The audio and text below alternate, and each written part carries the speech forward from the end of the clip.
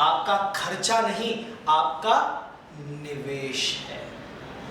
तो इसलिए कभी भी ये मत बोलो the fees which you will be paying, right, the expense which you will be doing on the course, the investment, ये जो निवेश आप कोर्स के अंदर कर रहे हैं, बिकॉज नेचुरली इससे कुछ सीखोगे, इससे जो सीखोगे उससे कुछ कमाओगे, तो ये निवेश हुआ, राइट। खर्चा गाड़ी में होता है, धंधे में निवेश होता है। गाड़ी में जब खर्चा करते हो तो पता है डिप्रिशिएट होगी, राइट। धंधे में जब पैसा लगाते हो तो डिप्रिसिएशन के हिसाब से नहीं लगाते, कमाना ही कमाना है, अप्रिशिएट ही करना है। This is the main agenda.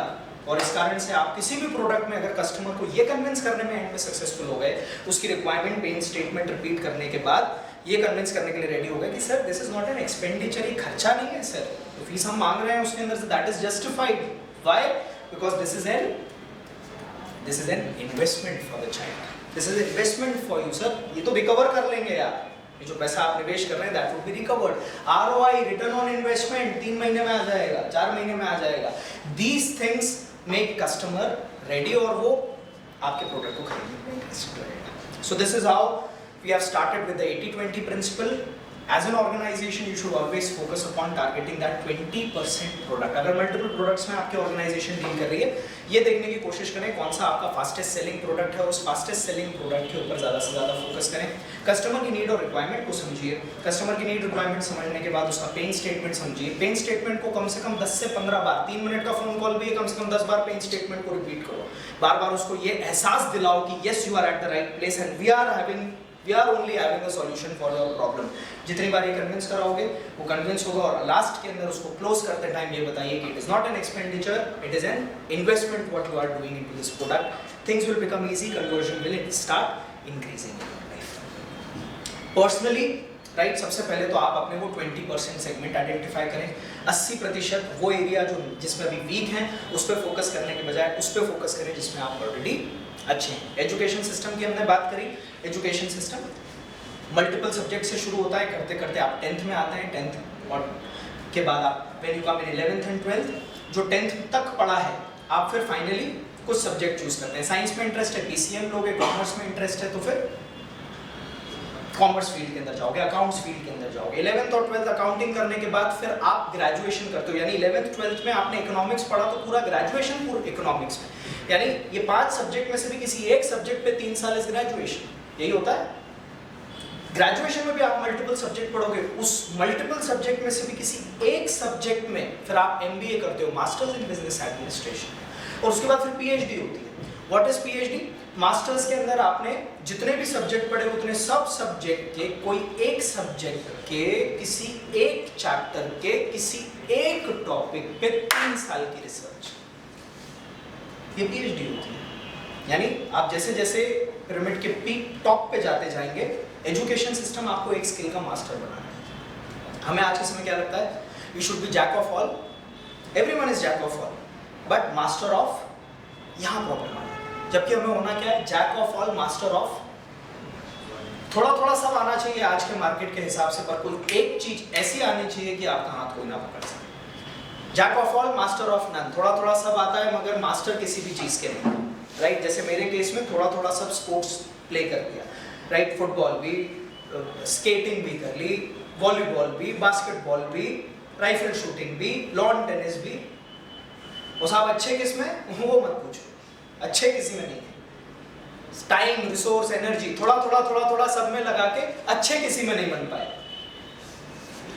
और जबकि पोटेंशियल था हर स्पोर्ट में, जिसमें जाते थे थोड़े बहुत मेडल, थोड़ा बहुत कुछ अच्छा लाइफ में कर लेते थे। आज रियलाइज होता है कि अगर सारा टाइम, रिसोर्स, एनर्जी 25 चीजों में ना लगा के किसी एक चीज में किया होता, कुछ तो अच्छा ढंग का कर ही लिया होता स्पोर्ट्स में। तो वो सेम चीज फिर लाइफ में रिपीट नहीं होती। कोई एक चीज और इस एक चीज के फिर इतने मास्टर बनते जाओ और इतना कुछ उसके अंदर आप एक्सीलेंस पाने की कोशिश करो कि उसमें फिर कोई हाथ नहीं होता। आज के समय में you would be surprised to know कि आज अगर एक कील लगाना भी ढंग से आता है तो आज भारत के अंदर एक व्यक्ति को केवल कील लगाने का कितना पैसा मिल सकता है? कील ठोकनी भी आती है तो भारत के अंदर वो व्यक्ति को कितना पैसा मिल सकता है इसका?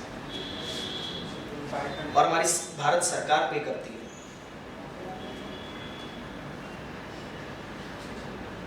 महीने का कितना?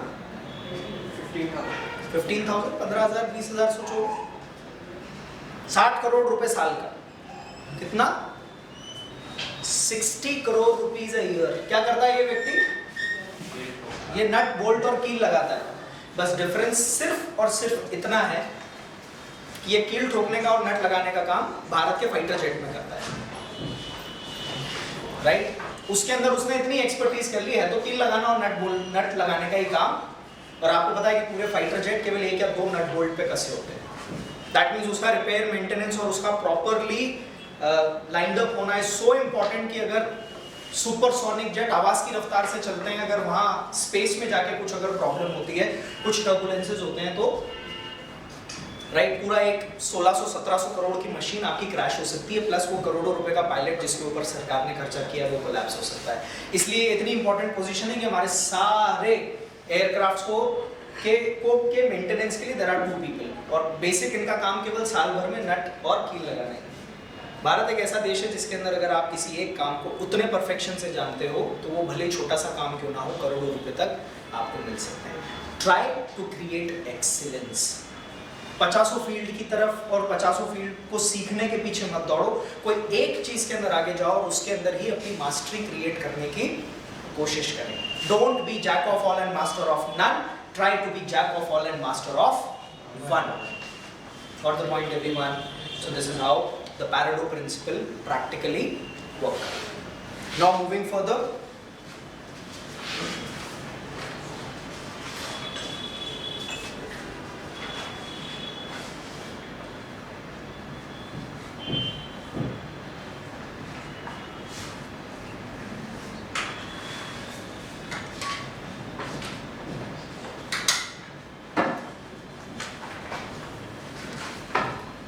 योगेश भैया को भेज देंगे एक मिनट।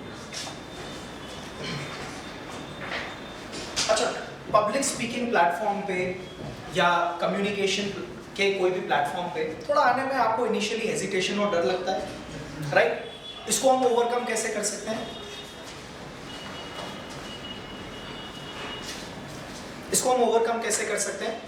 तो now we would be discussing on how to overcome fears of communication. हमारे communication के जो भी fears हैं उनको हम overcome किस तरीके से कर सकते हैं, right? One of the most important thing to overcome fears of communication is, अच्छा पहले तो डर लगता है तो हम कैसे react करते हैं ये बताइए। मैंने डराया तो तुरंत reaction क्या होगा? Butterflies आती हैं, एकदम डरते हैं, घबराते हैं। अगर यही fear आपका एक certain level से ऊपर चले जाए तो क्या होता है? चिल्लाते हो, राइट? यही एक्सट्रीम लेवल पे चले जाए तो रोलर कोस्टर राइड पे क्या होता है आप लोगों ने देखा है, हाउ पीपल स्क्रीम। आप सभी लोगों ने वो ड्रैगन वाला जो हमारा राइड है वो उस पे आप सभी गए होंगे। आप उसके अंदर एक बड़ी यूनिक चीज ऑब्जर्व करें, वो जैसे जैसे उसकी स्पीड बढ़ती है वैसे वैसे आपकी चिल्लाने की स्पीड भी बढ़ती है। वो इनिशियली जब पहले दूसरी तीसरी बार चलता है, राइट, आपके शरीर के अंदर एक हार्मोन होता है, राइट? 2 तरीके के हार्मोन होते हैं, एक आपके मोटिवेशन और ड्राइवर होता है, that is dopamine, and one is adrenaline. ये एड्रेनलिन हार्मोन जो होता है ये आपके फियर को कंट्रोल करता है, पर इसकी एक सीमा है, एक सर्टेन लिमिट तक ये आपको कंट्रोल में रखता है। जैसे ही पहली दूसरी हुई, जहां तक एड्रेनलिन की कैपेसिटी है उसने आपको चिल्लाने नहीं दिया, एक्सेस एनर्जी जो आपकी बॉडी के अंदर क्रिएट होती है आप चिल्ला के उसको रिलीज करते हो और इस तरीके से आप काम होते हो। अगर मैं आपके शरीर से एड्रेनलिन हार्मोन हटा दूं तो आप छोटे मोटे से फियर के अंदर कोमा में चले जाते हैं। ये आपको ऐसे एक्सट्रीम इमोशनल डैमेज से बचाता है। That is why there is a great significance of having this hormone in our life. ये हार्मोन इतना इंपॉर्टेंट है कि दुनिया की $multi-billion राइट जो एंटरटेनमेंट इंडस्ट्री है, राइट, वो पूरी इसके ऊपर डिपेंडेंट है। तो the moment you scream, the moment आप थोड़ा सा चिल्लाते हैं, यू स्टार्ट फीलिंग कंफर्टेबल। जितना ज्यादा डर उतना ज्यादा स्क्रीम। इससे हमें क्या समझ में आता है? Communication is also a fear, right? आप सभी लोग जब यहाँ ट्रेनिंग में भी आते हैं, I always emphasise on one thing, take a powerful start powerful रखो। बिकॉज आई ऑलवेज से एक व्यक्ति के शुरुआत के 3 से 5 सेकंड बताते हैं कि आने वाले 50 मिनट कैसे होंगे। उसने 3 से 5 सेकंड के अंदर अगर अपना स्टार्ट पावरफुल लिया है तो बहुत हाई चांसेस हैं कि उसके आने वाले 50 मिनट सुधर जाएं। और अगर उसने अपने 3 से 5 सेकंड के अंदर ही स्टार्ट लेने के अंदर अगर वो कोलैप्स हुआ है तो देयर आर हाई चांसेस कि वो अपने एंटायर आगे आने वाले 15 मिनट के स्पीच में कहीं ना कहीं कोलैप्स करेगा। And that is why communication is also a fear. हम चिल्ला तो नहीं सकते, राइट? जैसा हम एक राइड पे चिल्ला रहे हैं। So the best thing is whenever you are addressing a crowd, always make this a point that you at least have to start your content powerful. Overall, you reflect a positive side of your personality, confidence and communication के parameter पे अगर हम बात करें, it feels good, and that is why your start should always be positive. Rather than taking a start like this, a very fantastic good evening to all present here. I am Kunal Mishra. Your start should be a fantastic good evening to all present here. I am Kunal Mishra. Today I would be speaking on the topic. आप जैसे ही एक powerful start लेते हैं, इसके दो effect होते हैं। एक तो अटेंशन स्पैन जो ऑडियंस का लूज हो रहा है, तुरंत आप उस अटेंशन को ग्रैब कर लेते हैं। और दूसरा सबसे बड़ा फायदा इसका क्या होगा?